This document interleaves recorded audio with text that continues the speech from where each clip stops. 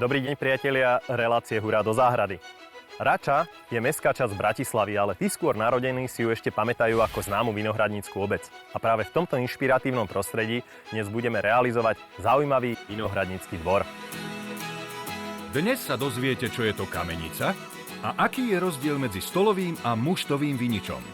Jednoducho všetko sa bude točiť okolo vína a vinárstva. Takže na zdravie, priatelia.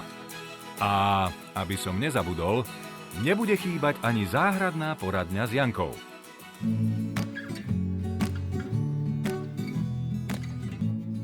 Nachádzame sa na tomto krásnom račianskom vinohradníckom dvore s našou dnešnou hostiteľkou slečnou Evou. Dobrý deň.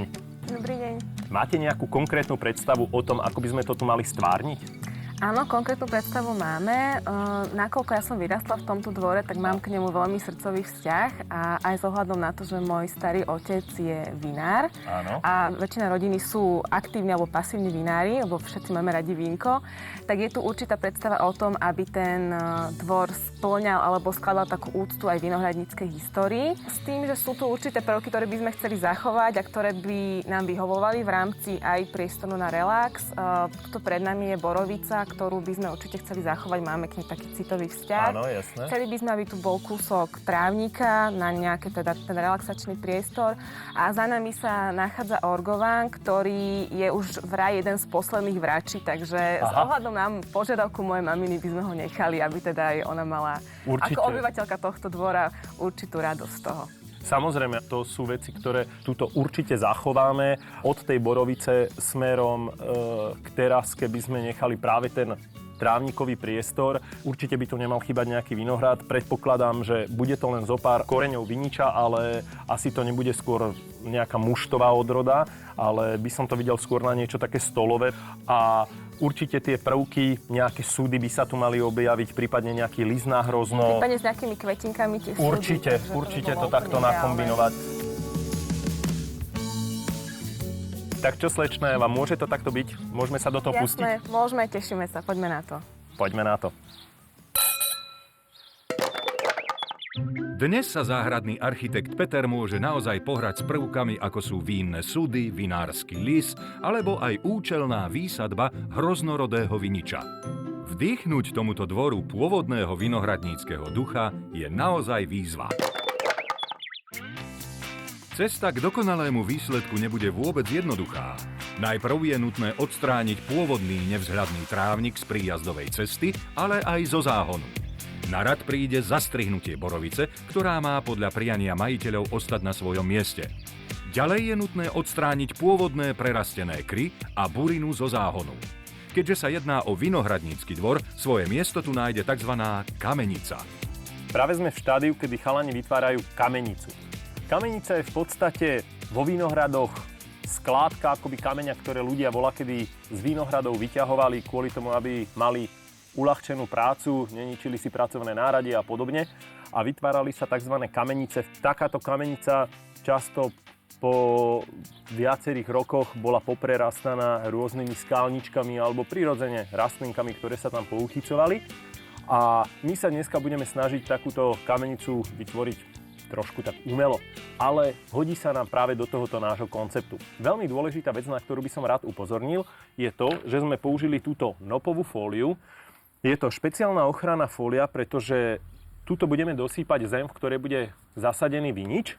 A táto fólia tým, že týmito štuplikmi opretá o stenu, zabraňuje navlhnutiu tejto steny, pretože tam stále cirkuluje vzduch a nemusíme sa obávať, respektíve majiteľ tohoto domu, že mu bude z tejto zeminy vlhnúť steňa. Na to si treba vždycky dávať pozor pri akomkoľvek použití zemného násypu pri dome, pri stene alebo podobne.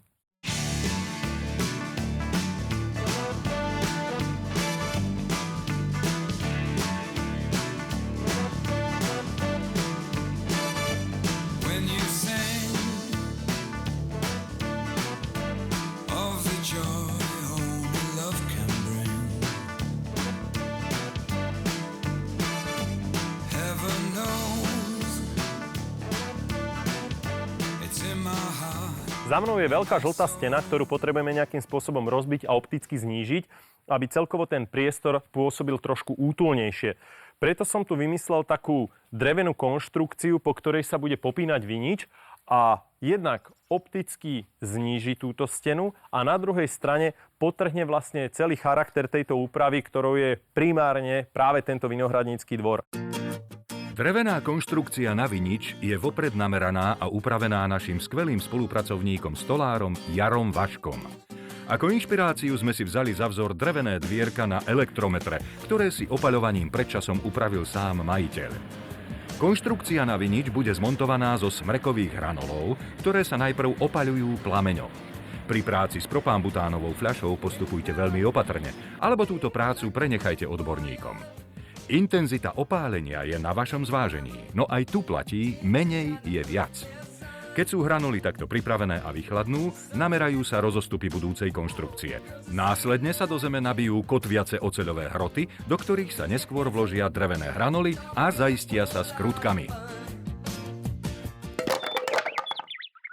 Momentálne sadím skalničky, sú to viac menej skoro všetko z druhu sedum a vysádzam kamenicu. Tieto seda sa po určitom čase rozrastú a budú vytvárať také vankušovité záhony, cez ktoré budú presvítať tieto kamene a dajú celému tejto našej kompozícii taký čo najviac prirodzený charakter.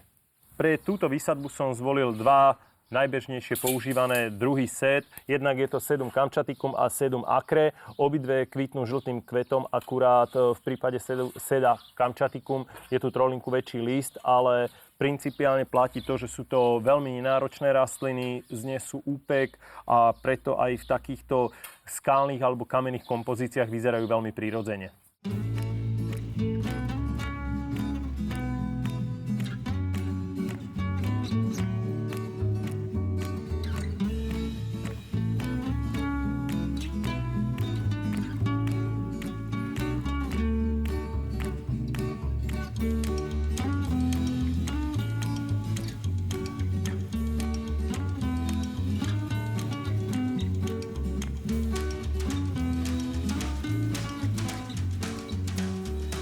Práve mi sem chlapci navozili makadam, respektíve drvený kameň. Je úplne identický s tou žulou, ktorú sme použili na stavbu kamenice.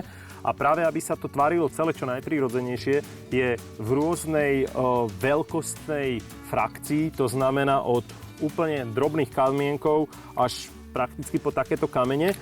Tým, že to rozhrnieme po celej ploche, bude to vyzerať veľmi prirodzene a aj ten vinič, aj tieto skalničky nám do toho tak optimálne zapadnú. Musím sa snažiť, aby som ich premiešal čo najlepšie aj s tými veľkými kameňmi a vytvorilo to jednu takú homogénnu masu.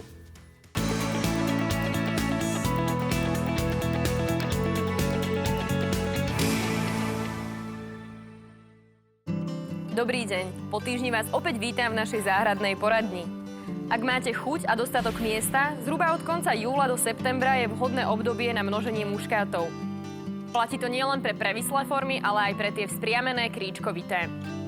Odoberanie odrezkov je veľmi jednoduché. Mali by sme sa snažiť o to, aby mal každý odrezok zhruba 7 až 10 cm. Dodržiavame niekoľko zásad a medzi nimi sú tie, že odstraňujeme bočné výhony, takisto aj kvety a všetky puky, ktoré sa nachádzajú na odrezkoch. Pomocou kolíka si vytvoríme výsadbovú jamku. Odrezok namočíme v stimulátore, oklepeme, jemne vložíme a samozrejme pritlačíme. Ďalším krokom je zálievka. Tu by sme nemali podceňovať, najmä pri zakoreňovaní, teda pri prvých dňoch a prvých týždňoch od výsadby. Takto vysadené odrezky umiestňujeme na polotienisté miesta. Vyvarujeme sa priamému a ostrému slnku, ktoré by ich mohlo poškodiť a teda spáliť. Naopak v skleníkoch alebo parenískach s vysokou vlhkosťou môžu tieto rastliny zahnívať. Zhruba po 6 až 8 týždňoch zakorenia a môžeme ich presadiť do samostatných malých kvetináčov. Takto ich ponechávame do jary a následne ich vysádzame do tých veľkých. A prejdeme na divácku otázku. Pani Zdenka z Nitry si kúpila pomarančovník a nevie, akú správnu starostlivosť vyžaduje. Citrusové ovocie je v podstate veľmi jednoduché na pestovanie, avšak musíme dodržať niekoľko zásadných rád. Tými sú správne umiestnenie, správny výber substrátu a v neposlednom rade aj správna výživa. Hlavným problémom pri pestovaní citrusov býva ich umiestnenie v zime. Vyžadujú skôr chladnejšie a svetlé miesta s teplotou okolo 10 až 12 stupňov, no a naše byty bohužiaľ takéto podmienky nemajú. Preto sa často stane, že listy zosychajú a úplne opadnú. Čo sa týka samotného substrátu, mali by sme im dopriať ľahký, priepustný, s jemne kyslým pH a teda presne určený na citrusové ovocie. Nezabúdajme, že veľmi dôležitá je zálievka a správna výživa. Čo sa týka výživy, aplikujeme zhruba raz za 10 až 14 dní podľa potreby hnojivá, ktoré sú tekuté a sú priamo určené na citrusové rastliny. Ich aplikácia je veľmi jednoduchá. Pripravila som si 2 litre vody a práve na takéto množstvo ide jeden vrchnáčik hnojiva, čo je asi 15 ml. Samozrejme, toto hnojivo musíme poriadne premiešať a následne rastliny zalievame.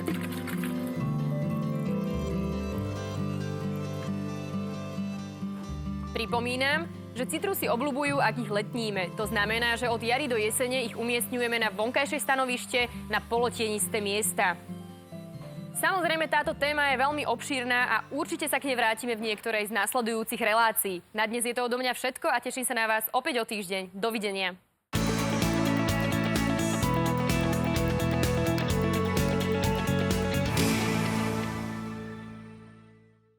Aký by to bol vinohradnícky dvor, keby tu chýbali súdy? Chlapci za mnou už prenášajú súd, ktorý je rozrezaný a bude slúžiť na kvety. Druhý súd za ním je postavený na výšku a bude spolu s nimi vytvárať jednu veľmi zaujímavú dekoráciu v rohu. Ale centrom celej našej kompozície a toho, čo tu dnes vytvárame, bude tento preš po našom, inak list na hrozno, ktorý je stále plne funkčný a bude vytvárať určitý centrálny prvok, ktorý bude vzadu podporený práve touto krásnou konštrukciou, po ktorej sa bude popínať vinič.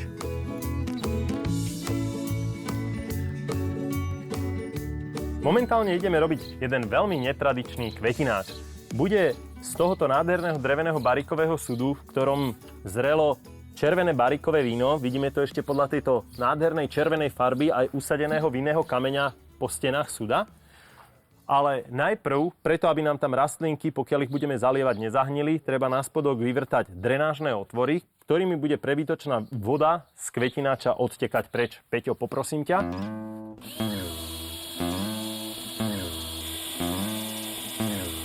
Na ochranu ešte samotného sudu voči substrátu, ktorý tam bude nasypaný, treba sud vystlať netkanou textíliou.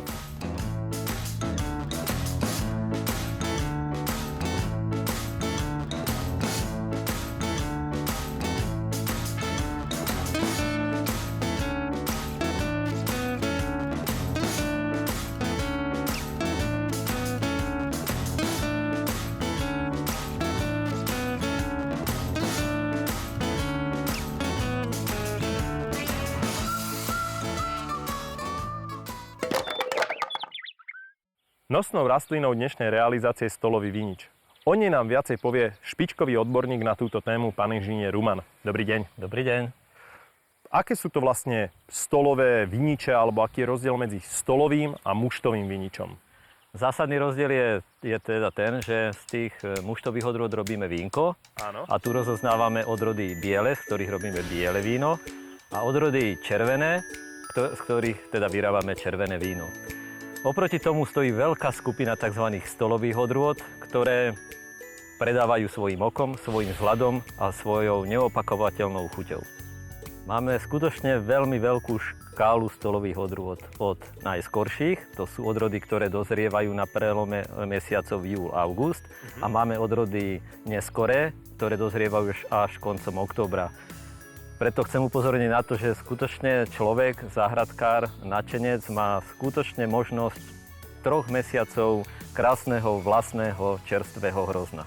Pán inžinier, dokáže laik rozoznať tak navoľno, keď dojde k viničovému kru, rozdiel medzi stolovým a muštovým typom krá, alebo muštovou a stolovou odrodou?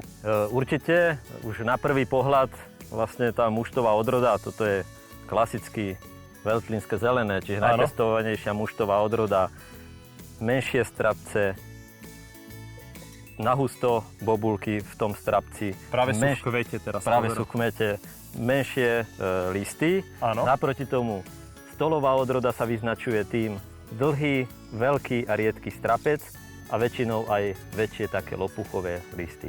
Však to si vieme v podstate aj predstaviť, že keď človek kupuje už niekde v obchode to hrozno, tak tie strapce sú poväčšine veľmi veľké, aby sa aj tie bobulky pohodlne trhali, kdežto pri tom klasickom viniči, tých muštových odrodách je to také natlačené, aby sme z toho vytlačili. Potrebujeme z toho hodne šťavy, dobré víno a tu potrebujeme kvalitné bobulky hrozna. Presne tak. Môžeme si priblížiť, z čoho sa vlastne skladá takáto sadenica viniča? Áno. V prvom rade je to koreňový systém. Áno. Pri ňom je dôležité, aby tie korene, ktoré máme na koreňovej patke, boli rovnomerne rozložené po celom obvode. Vtedy je tá sadenica správna. Potom je to podpníková časť. Toto je miesto štepenia a toto je ušľachtilá časť. Tým mám na mysli, keď zaštepíme na toto odrodu diamant, vyrastie nám diamant. Keď napríklad ružový ametist, bude ametist. Čiže v tom termíne, ako sme si povedali, do toho mája alebo na jeseň v októbri, pokiaľ sadenicu sadíme ju asi do takejto hĺbky. Áno. Čiže miesto štepenia zhruba centimeter nad úrovňou pôdy. A celá tá časť je zaparafinovaná, ktorá okrem toho, čo spomíname, tak chráni to viničové očko aj pred vysychaním. V dnešnej relácii budeme sadiť kontajnerovanú hotovú rastlinu, ale pri sadení voľnokorenej rastliny treba tie korene nejak špeciálne upraviť?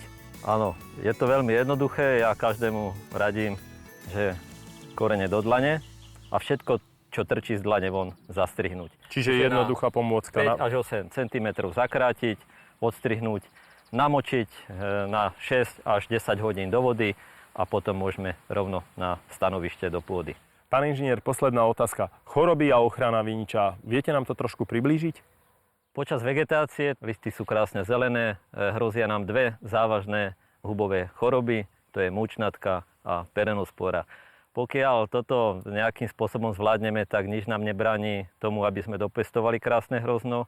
A ochrana, ktorá voči týmto chorobám spočíva, je samozrejme v chemickom ošetrovaní. Aj keď treba povedať, že dneska máme veľmi šetrné prípravky, ktoré sú vhodné aj na biologickú ochranu, čiže sú tolerantné voči životnému prostrediu, živočíchom, včelám a podobne. A sú aj prípravky, ktoré teda sú z toho iného súdku. Všetky tieto prípravky si nájdeme v zozname povolených prípravkov a podľa toho si vybrať prípravok, chemickú firmu a 2 až 3 krát pri bežnom ročníku nám stačí vinič ošetriť. Veľmi pekne ďakujem za inšpiratívny rozhovor. Ďakujem pekne.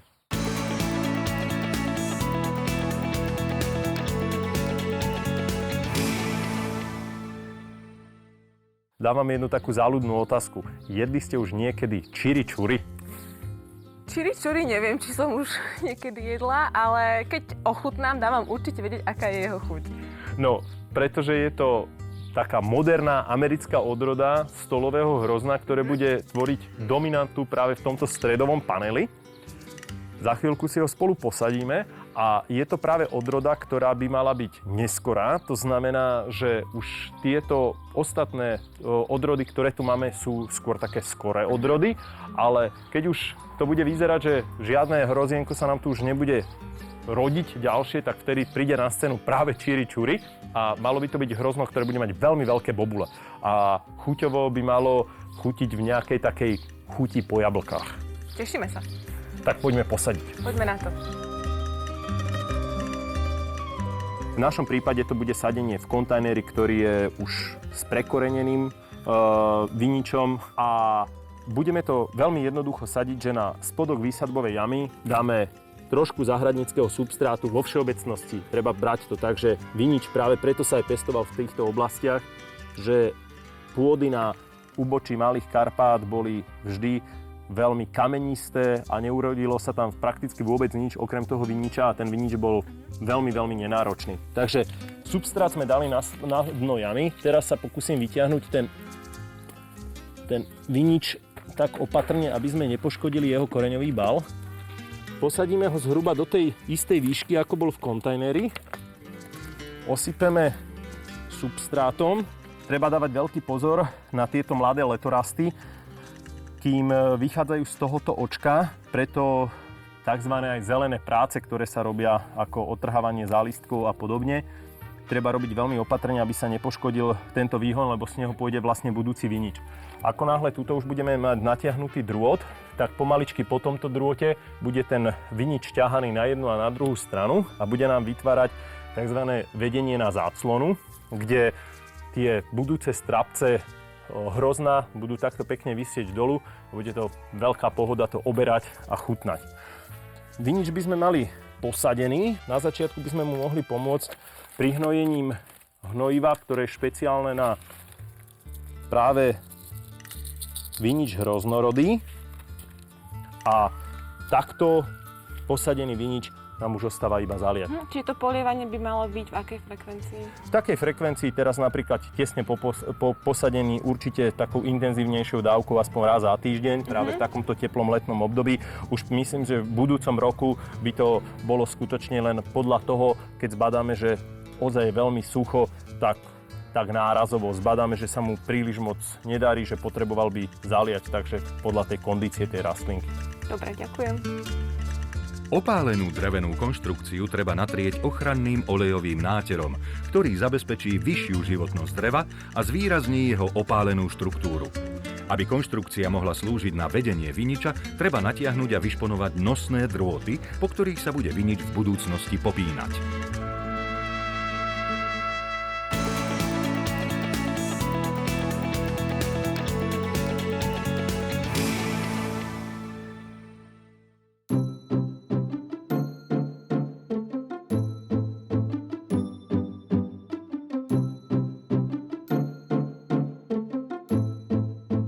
Sme na konci našej realizácie a vy môžete sami posúdiť jej výsledok. Ako inšpiráciu si môžete dať kľudne pohár dobrého vína, veď ako sa hovorí in vino veritas, vo víne je pravda.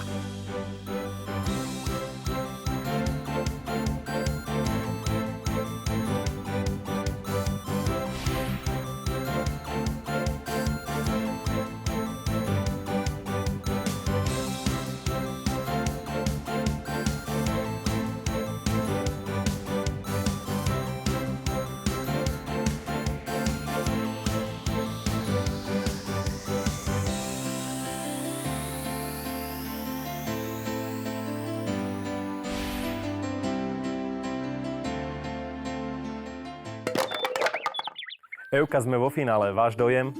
Je to nádherné. Veľmi sa mi páči to farebné usporiadanie, to je geniálne. Je veľmi pekné, ako tá konštrukcia nabúráva tú žltú stenu vedľajšieho domu. Veľmi to sem sedí, je to veľmi príjemné. Veľmi sa mi páči aj tá kamenica, tá kôra to krásne doplňa, takže tiež veľmi pekné. A som veľmi spokojná s tým, že sme zachovali aj tie prvky, ktoré sme zachovať chceli. Takže veľká spokojnosť, nádherné, ďakujeme. Ja veľmi pekne ďakujem za takúto krásnu pochvalu, ako som skutočne rád, že sme splnili to, čo ste si predstavovali, ako by to malo vyzerať. No ja by som len tak na okraj toho celého doplnil zo pár takých informácií. Tu v rohu sme umiestnili Vavrínovce. Chcem upozorniť, veľa ľudí si mýli Vavrínovec, čo je tentoker, a pravý Vavrín, čo je Laurus nobilis, to je bobkový list. Ten v našich podmienkach by vymrzol, ale tento Vavrínovec u nás veľmi pekne bude fungovať a bude stálo zelený aj v zime a dodá celej tej kompozícii práve takú tú s vínohradom súvisiacom možno trošku tú stredomorskú atmosféru. Máme tu vysadené šalvie, ktoré budú veľmi príjemne voňať. Sú najmä okrasné, tieto sú najmä okrasné listom. Vzadu som doplnil tie drobné trávy, budú to takí ješkovia, je to Festuca glauca, je to tráva, ktorá bude vytvárať také trsy a tak príjemne bude doplňať práve tú kompozíciu pred tými sudmi.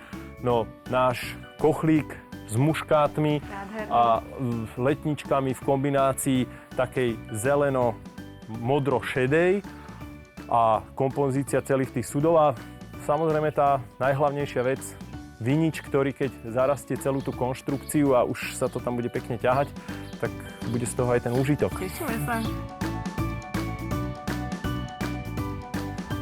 Tento trávnik tu má tú funkciu možno aj takého menšieho športoviska, pretože priamo na to bude nadväzovať altánok, ktorý by ste tu plánovali v budúcnosti postaviť. Ja by som navrhoval potom aj farebne, aj nejak tak kompozične ho zladiť práve aj s tou drevenou konštrukciou, aby to trošku celé spolu súviselo tak ako tieto jednotlivé prvky. No a samozrejme na tejto našej konštrukcii po tých drôtoch sa bude potom ťahať vinič, z ktorého už budete, hadám, o pár rokov zbierať sladké plody stolového hrozna. Takže ja myslím, že je to také celkom fajn. Je to výborné. No, ďakujem vám veľmi pekne za príjemnú spoluprácu, aj za to, že ste nás pozvali do tohoto krásneho dvora a prajem vám, aby vám skutočne tento dvor dlhé roky slúžil a prinášal vám veľa radosti. Rado sa stalo, my tiež veľmi pekne ďakujeme, že ste prišli, že ste sa nám takto venovali. Je to krásne, budeme sa z toho určite veľmi tešiť a dovidenia. Dovidenia.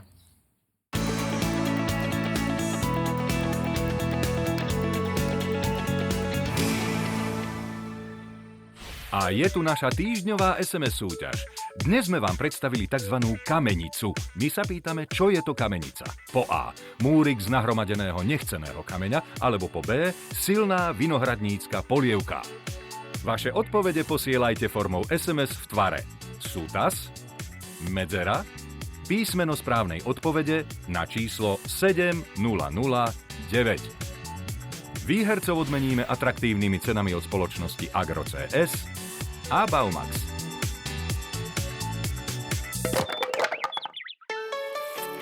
Nad Račianskými vinicami už zapadá slnko a nám sa, myslím, podaril kus krásnej práce a vytvorili sme nádherný vinohradnícky dvor pre slečnú Evu s rodinou. Ja sa teším na vás aj na budúce. Dovidenia.